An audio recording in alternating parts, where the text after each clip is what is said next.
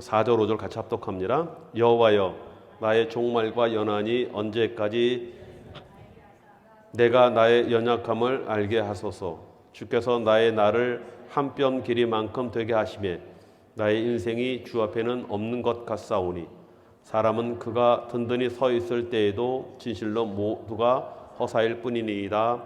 아멘. 자, 여러분, 우리 다윗, 자, 위대한 용사이면서 왕이었다라고 말씀을 드렸고, 정말 이게 거친 사람이었지만은 그럼에도 불구하고 이 시편 150편 중에 절반 이상을 썼을 정도로 굉장히 또한 섬세한 사람이었다는 겁니다. 여러분, 다윗은요, 기쁠 때나 또 괴로울 때, 또 적에게 쫓길 때나 환난과 고난 중에 있을 때 어떠한 상황에서도 하나님을 향한 그의 믿음을요, 시로 항상 표현을 했습니다. 그래서 시편을 이렇게 쭉 보면은요, 다윗이 정말 어떠한 사람이었는가, 또 어떠한 처지에 있었는가를 우리가 깨닫게 되어집니다. 자, 오늘 저와 여러분들이 봉독한 39편은요, 다윗이 쓴 시거든요. 말씀에 보니까 인도자를 따라 여두둔 형식으로 부른 노래라고 이렇게 말씀을 하고 있습니다. 자, 여러분, 여두둔은 사람의 이름이에요. 자, 여러분, 다윗이 벽계를 다윗성에 옮긴 다음에 이제 찬양대를 만들었다라고 그랬죠. 찬양대를 조직할 때 그때 그 총 담당하는 사람을 3명을 세웁니다. 그 3명 이름이 아삽, 헤만, 여두둔 이렇게 세운 거예요. 그렇죠? 그래서 오늘 이 시는 이 여두둔의 지휘에 따라 부른 시다라고 이렇게 말씀을 드릴 수가 있습니다. 자, 여러분, 다윗은요, 하나님의 법궤가 더 이상 이제 이동하지 않지 않겠습니까? 이제 왕국 시대가 왔으니까 이제 가나안에 와서 정착을 하면서 이제는 이것이 이제 법궤가 더 움직일 그런 필요가 없는 그런 상황이 되었습니다. 자, 그러자 이제 마음을 먹는 거예요. 하나님의 법궤를 성전에다가 이제 모셔야 되겠다라는 그런 마음을 먹고 이제 성전 짓기를 이제 결심을 하게 되어지지 않습니까? 자, 여러분, 법궤는요, 이 엘리 제사장 때 블레셋과 정쟁에서 빼앗겼다라고 아마 제가 지난 시간에 말씀드렸던 기억이 있습니다. 자, 여러분, 이 레위 지파 중에 성막과 법궤 이동과 설치를 맡았던 그런 사람들이 있었습니다. 레위 지파의 중요한 임무들이 이거였어요. 움직이게 되어지면 이 법궤를 옮기고 또 성막을 메어서 옮기고 또 하나님의 불기둥과 구름기둥이 멈추면은 거기다가 성막을 얼른 짓고 법궤를 안치하는 그런 일들을 했거든요. 자, 여러분, 그런데 이제 성막이 더 이상 법궤가 이동할 이유가 없게 되지 않았습니까? 그렇죠? 그러다 보니까 대부분의 많은 그 레위 사람들이 할 일이 없어지는 거예요. 이 법궤를 옮기는 그런 일이라든가 성막을 치고 여러 가지 제물을 싣고 이런 일들을 해야 할 그런 일들이 없어지게 되어지는 겁니다. 자, 여러분, 그런데 여러분, 레위 사람들이라고 해서 다 제사장이 아니거든요. 제사장 일을 하면 되지 않겠습니까? 라고 하는데 레위인들이라고 다 제사장은 아니었다. 그렇죠? 여러분,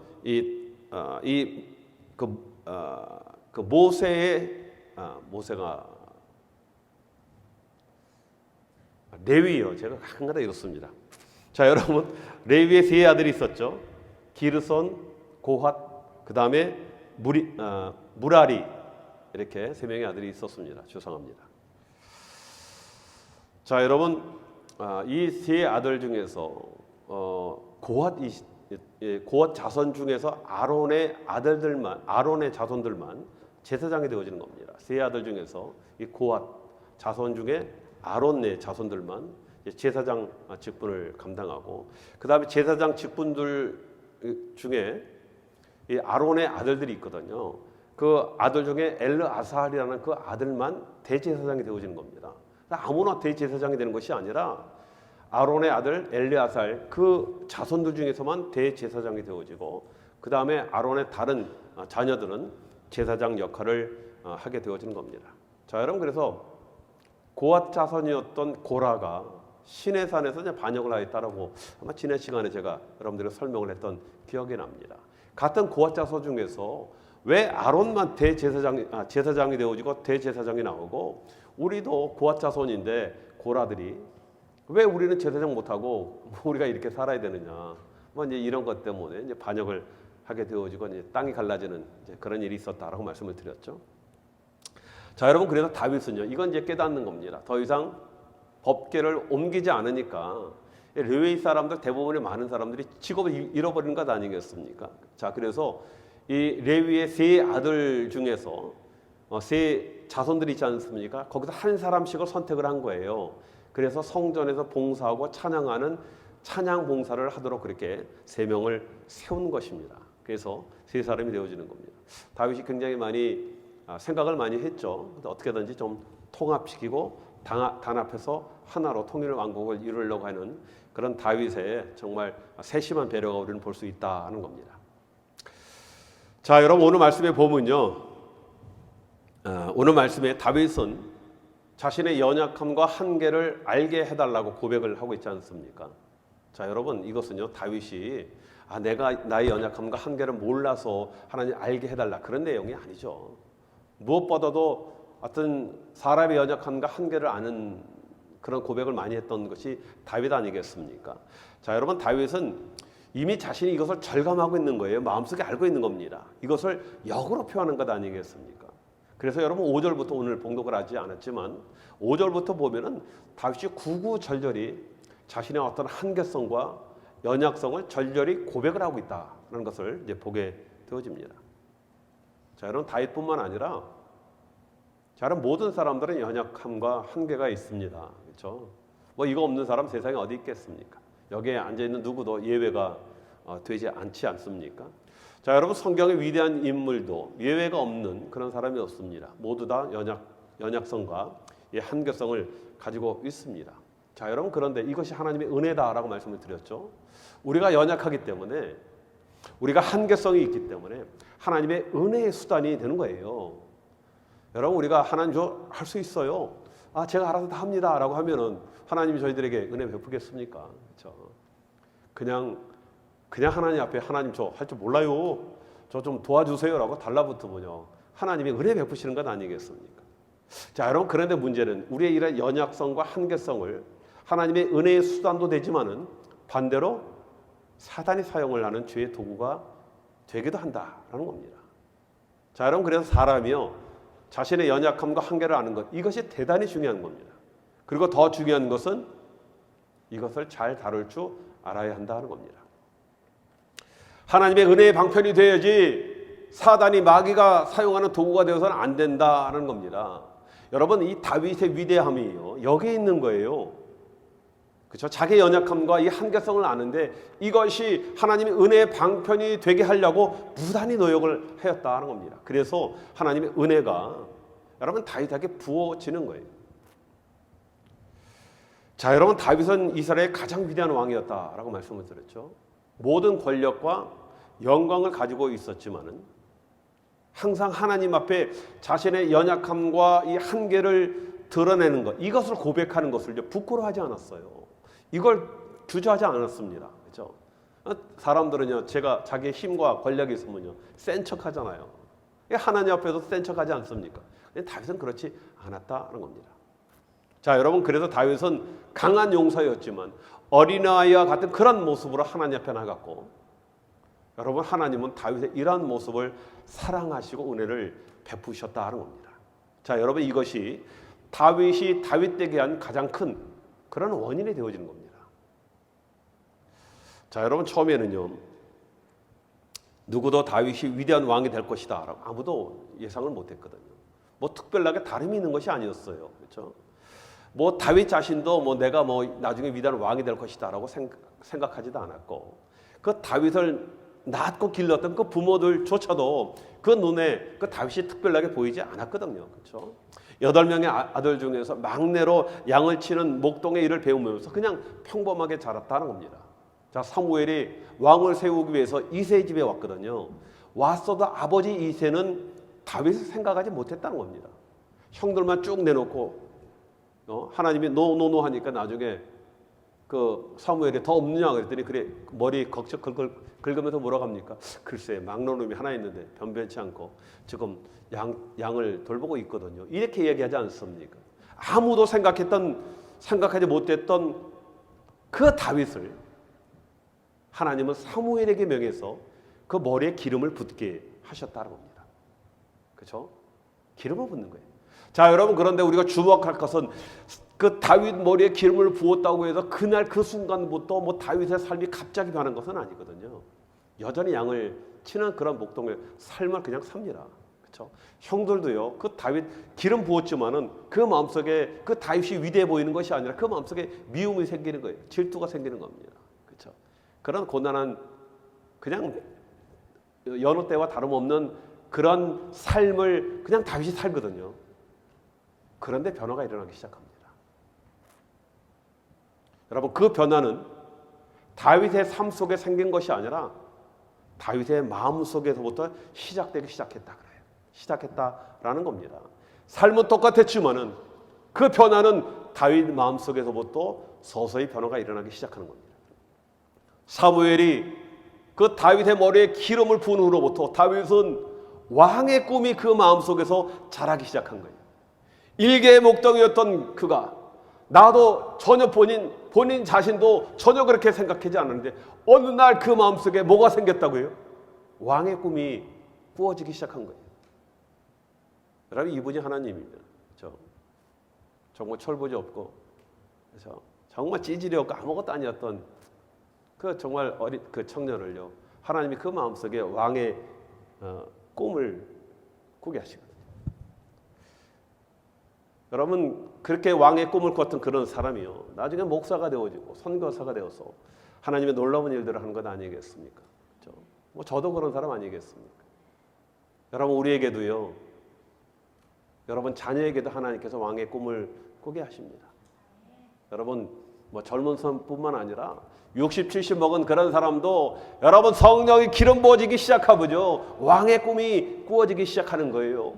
성령의 기름이 우리 안에 부어지면요, 우리 안에 뭐가 생긴다고요? 왕의 꿈이 시작되는 겁니다. 그러면 안 신납니까? 하나도. 자, 여러분, 왕의 꿈이 뭡니까? 그러면 뭐 왕이 되고 대통령이 되는 그런 꿈입니까? 그래서 뭐 이제 대선에 뭐 출마하라 뭐 그런 얘기입니까? 그렇죠? 물론 뭐 우리 자녀들 중에서 뭐 그럴 분도 있고 뭐 여러분들 중에서도 뭐 그럴 분도 있겠지만, 여러분, 여기서 왕의 꿈이라는 것은요, 우리가 뭐 대선에 출마하는 것이 아니라 창조자 되시며 온 세계를 주관하시는 우리의 왕 되신 그 하나님이 주시는 꿈을 꾼다라는 겁니다. 하나님이 우리 안에 꿈을 주시는 거예요. 이게 왕의 꿈입니다. 그래서 이 왕의 꿈은요, 꿈을 꾸는 그 순간부터 우리 안에 뭐가 생깁니까? 기대가 생기는 거예요. 소망이 생기기 시작합니다. 그렇죠? 잠잠했던 나의 삶 속에 지치고 힘들고 아무 소망 없던 그런 내 마음 속에 갑자기 두근거리기 시작하고요, 기대가 생기고 소망이 생기기 시작을 하는 겁니다. 여러분, 실제적으로 우리의 마음과 생각을요, 진짜 왕이 되게 하신다니까요. 여러분, 이것은요, 왕자병이나 공주병 걸리게 하는 것이 아니에요. 그거와 차원이 틀립니다. 자, 그래서 모든 한계와 상황을 그걸 넘게 하는 거예요.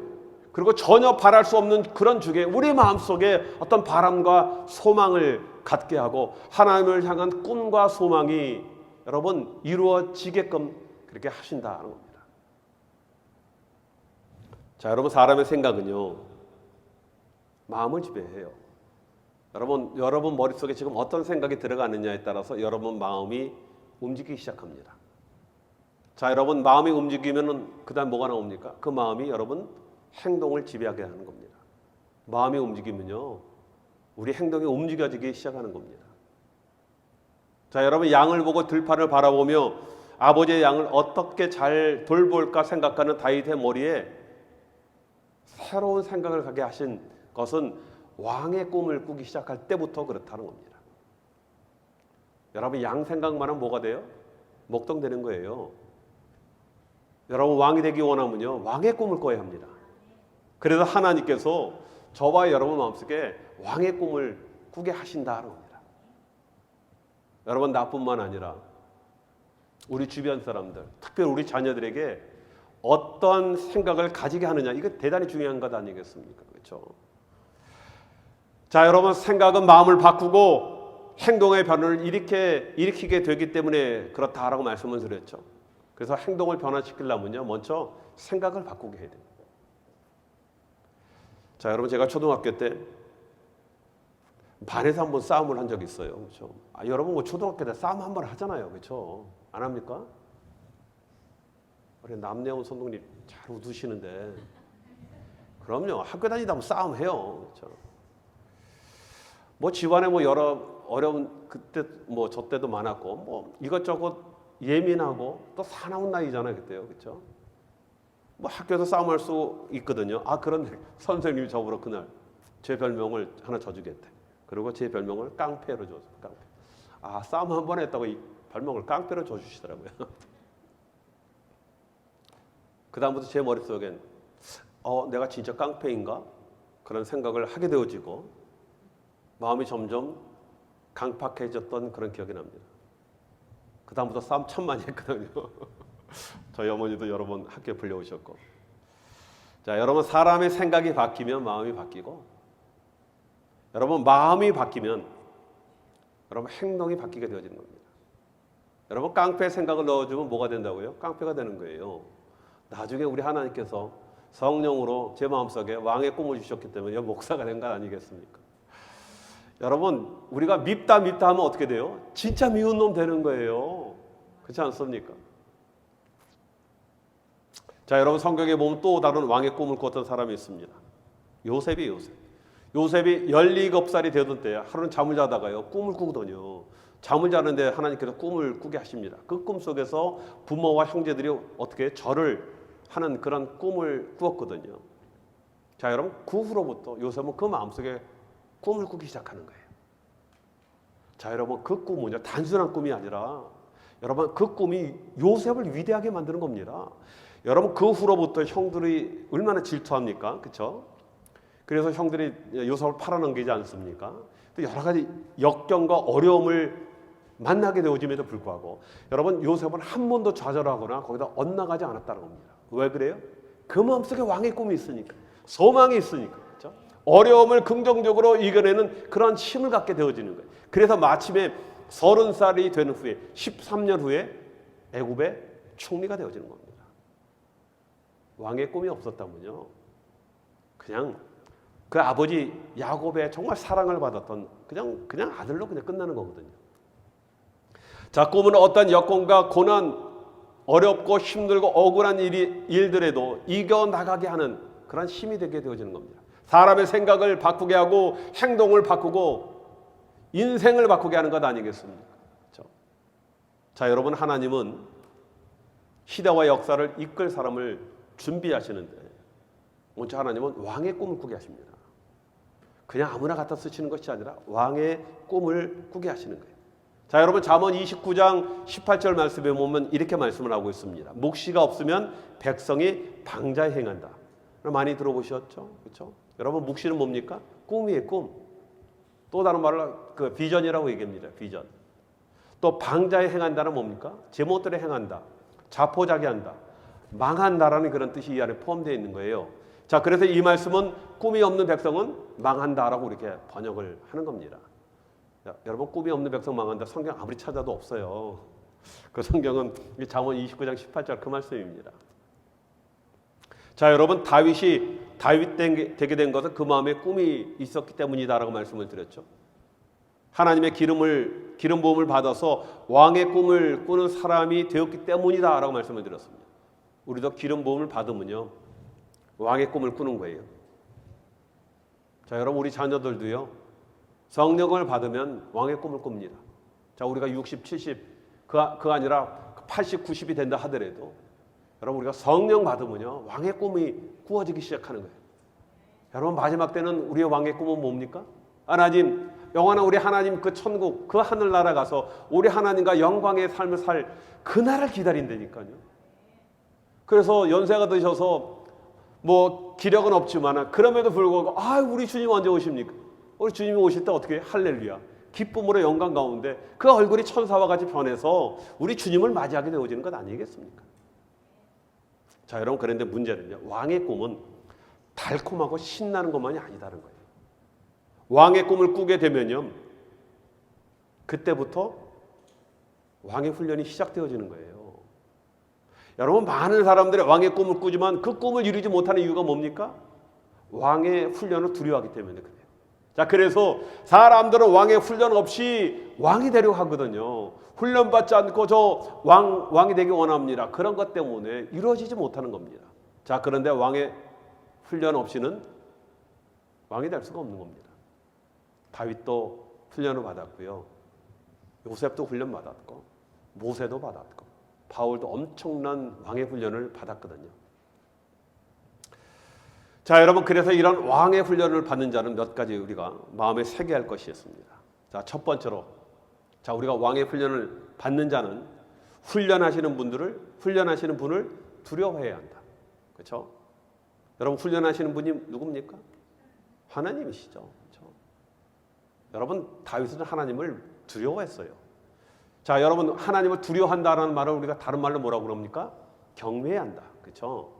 경외하는 거예요. 여러분, 골리앗이 하나님을 조롱하였을 때 그의 머리에 물맷돌을 박을 수 있던 것은요, 두려워할 자를 두려워하지 못하는 그런 자는 두려운 자가 아니다라는 것을 다윗이 알고 있는 거예요.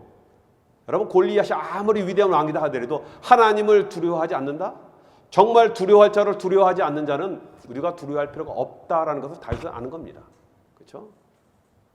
다윗의 위대함은 두려워할 자를 두려워함에 있다는 겁니다. 하나님을 두려워하는 거예요. 하나님을 경외하는 겁니다. 자, 여러분, 우리가 이런 사람을 두려워해야 되는 거예요. 정말 하나님을 경외하는 그런 사람을 두려워해야 한다는 겁니다.